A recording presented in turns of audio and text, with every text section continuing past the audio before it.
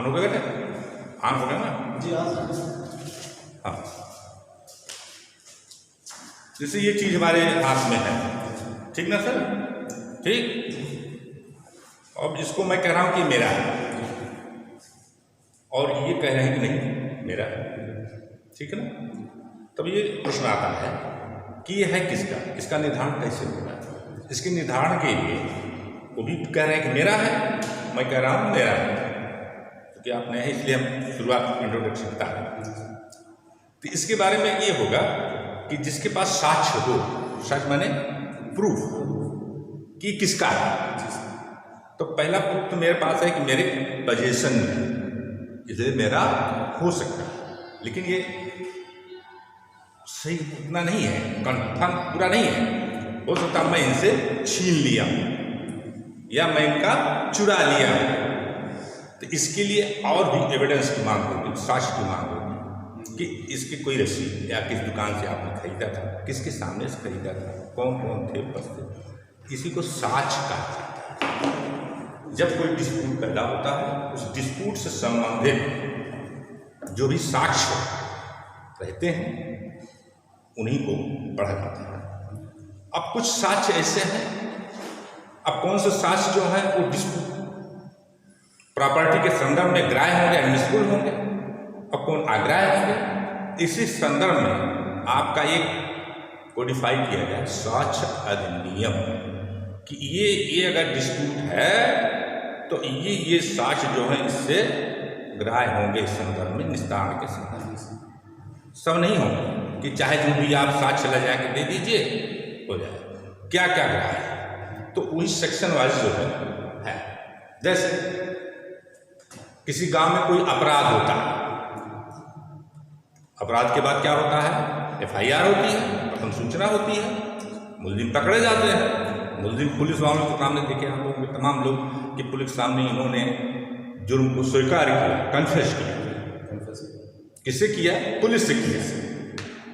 तो वो जो आपका कन्फेशन है पुलिस के समक्ष, और पुलिस को वो जो है एविडेंस में ग्राह्य नहीं है, ठीक ना? क्यों? कि पुलिस जो है के समक्ष जो भी कन्फेशन होता है वो डर के, धमकी का, वो स्वतंत्र जो है स्वेच्छा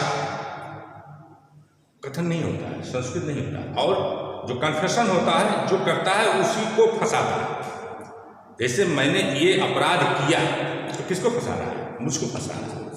तो वही है। तो आज मैं संक्षेप में ही स्वीकृत और संस्वीकृत, एडमिशन एंड कन्फेशन। एडमिशन जो होता है, स्वीकृत जो होता है वो सिविल मामलों में लागू होता है, इसमें सिविल मामले, और संस्कृत या कन्फेशन आपराधिक मामलों में लागू होता है, ठीक है? तो वही आप अंतर में बता दे रहा हूँ कैसे होता है।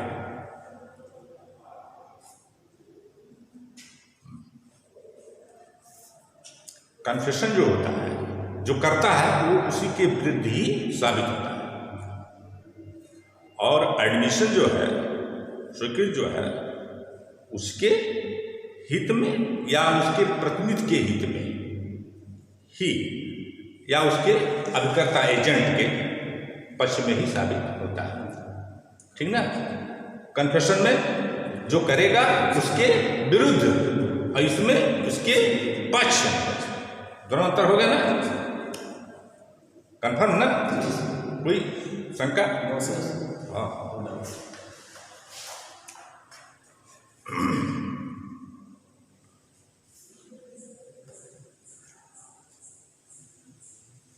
और जो भी एडमिशन होता है वो स्वीकृत दो तत्व के स्वीकृत में किए गए, उसका निश्चायक सबूत नहीं होता है।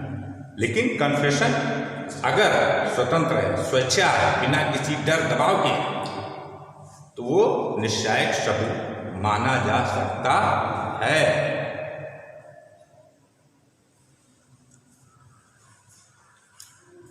और इसमें यह है, एक आदमी की स्वीकृत एडमिशन दूसरे व्यक्ति के विरुद्ध ग्राह्य नहीं होता। लेकिन इसमें क्रिमिनल वाले मामले में, क्रिमिनल में कन्फेशन आता है। तो क्रिमिनल मामले में अगर मान लीजिए किसी अपराध में 2 लोग शामिल हैं और एक व्यक्ति कन्फेस करता है कि मैं और अमुक व्यक्ति एक साथ मिलकर हमने ये अपराध कारित किया है, तो एक व्यक्ति के द्वारा जो कन्फेशन है दूसरे व्यक्ति के विरुद्ध जो है वो इसकी सेक्शन है एविडेंस एक्ट का सेक्शन 30 ग्राह्य हो गया। और एडमिशन जाति और आपका कन्फेशन उपजाति, समझिए ना, इस तरह से। अब हम चलते हैं एविडेंस में। प्राय आप देखते होंगे पुलिस पकड़ती है, मुल्जिम जुर्म स्वीकार करते हैं तो एडमिसिबल नहीं है। लेकिन वो शर्त क्या होनी चाहिए, बहुत बारीकी समझिए। शर्त यह है कि कोई भी कन्फेशन मतलब मुल्जिम के द्वारा अगर पुलिस के उपस्थिति में, नंबर 1 सर, पुलिस के उपस्थिति में और पुलिस को की जाती है, वो ग्राह्य नहीं होती है, ठीक ना। जैसे किसी व्यक्ति ने अपराध किया और लेटर के माध्यम से, जो उसके विवेचक हैं उनको लेटर के माध्यम से अपना जुर्म स्वीकार भेज दिया, रिटर्न बाय पोस्ट, उसको मिला, तो वहां तो जो कन्फेशन वो तो पुलिस को किया जा रहा है। किसको किया जा रहा है? लेटर किसके पास जा रहा है? पुलिस के पास। लेकिन वहां पुलिस उपस्थित है जिस समय वो लेटर ड्राफ्ट किया गया था। इसमें जो है ये चीज नहीं लागू होगी, या कोई अपराध भीड़ में होता है, चुपके से पुलिस वाला वहां खड़ा रहता है और उस अभियुक्त के द्वारा कन्फेस किया जाता है उस अपराध के संदर्भ में, और चुपके से वो सुन लेता है, तो पुलिस की उपस्थिति तो है, लेकिन कन्फेशन किसको किया जा रहा है? पुलिस को नहीं किया जा रहा है। अपने जुर्म को स्वीकार पुलिस को नहीं किया जा रहा है, उपस्थिति है, यहां भी वो चीज नहीं लागू होगी। ये भी एविडेंस में पढ़ा जाएगा। कॉन्सेप्ट क्लियर हो गया ना? सेक्शन 25 में अब कोई कंफ्यूजन होना भी नहीं चाहिए। अगर आप आगे चल के एविडेंस पढ़ेंगे तो ये चीज एकदम पूरी तरह कॉन्सेप्ट क्लियर हो गई। अब बताइए कन्फेशन क्या है। जैसे एक मामला है, एक अभियुक्त कहता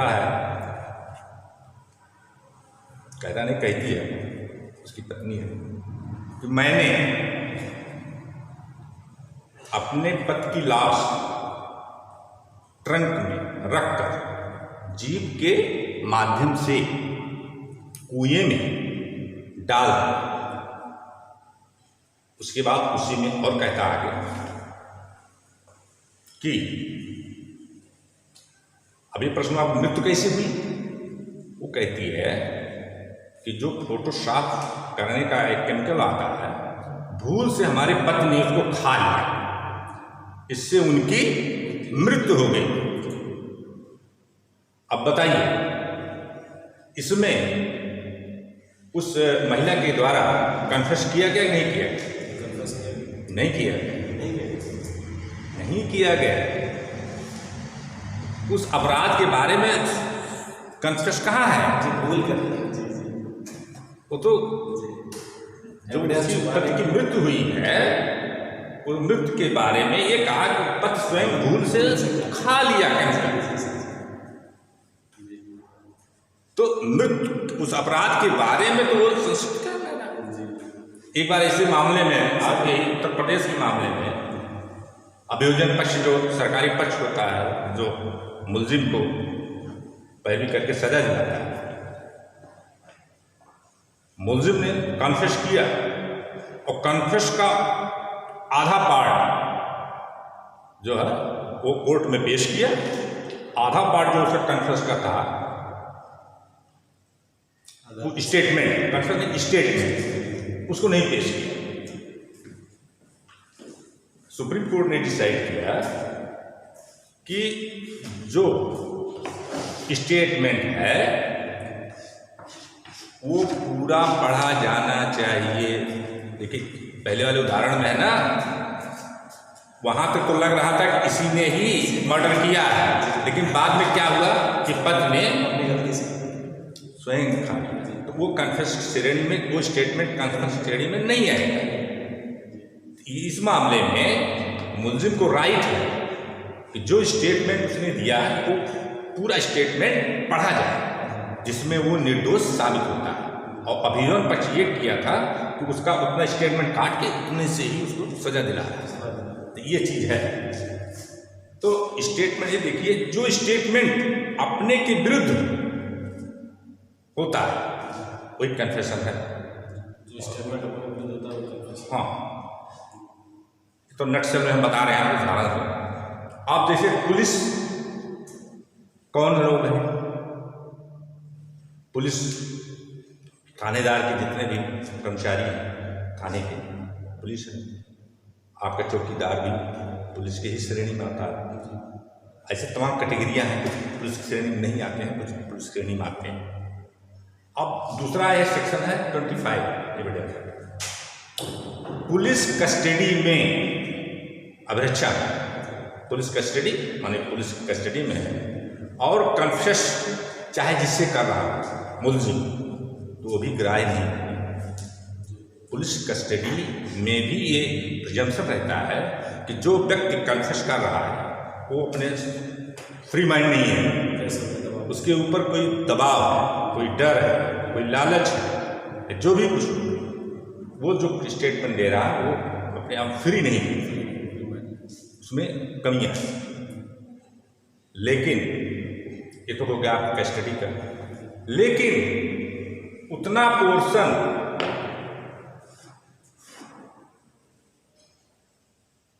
जिससे ये साबित हो जाए कि जो इन्होंने स्टेटमेंट दिया है, ठीक, उसका प्रूफ साबित हो जाए। यह है सेक्शन 27 एविडेंस एक्ट। जैसे हमने इसको चुरा करके इसको एक अमुक स्थान पर रख दिया और हमको पकड़ के पुलिस वाली ले गए और कहे कहाँ रखा है, हमने वो स्थान दिखाया जो कि वो साधारण प्लेस नहीं है, पब्लिक प्लेस नहीं है, और उस छिपाए हुए स्थान को मैं गया और खोज करके पुलिस वाले को दिया। मैं यहाँ पुलिस कस्टडी में हूँ ना, मैंने भी कहा कि मैंने चुराया, तो मैंने चुराया ये ग्राह्य नहीं है पुलिस को, लेकिन उतना पोर्शन ग्राह्य है जो हमने उनको उस स्थान से उठा कर उस सामान को दिया, वो सिद्ध हो गया ना, क्योंकि वो स्थान मेरे ही ज्ञान में था, पब्लिक प्लेस तो है नहीं, मैं ही जानता हूँ, मेरी ही जानकारी पर वो साक्ष्य मिला कि वो स्थान पर मैंने ये चीज आला कतल है, जो भी हो उसको छिपाया है। तो ये इतना स्टेटमेंट ग्राह्य है और शेष स्टेटमेंट क्योंकि हम पुलिस कस्टडी में हैं वो ग्राह्य नहीं हो, बहुत टेक्निकल मामला है। तो आज बस एविडेंस में इतना ही, और आगे पीरियड में और भी सब्जेक्ट रिगार्डिंग जो हमको अलॉट हुए हैं हम आपको थॉरोली पढ़ाएंगे। और ठीक है, पढ़ने के लिए आपको बहुत बहुत धन्यवाद। और सारांश में बैठ सर एक डाउट। हाँ बोलिए सर, जैसे आपने बोला कि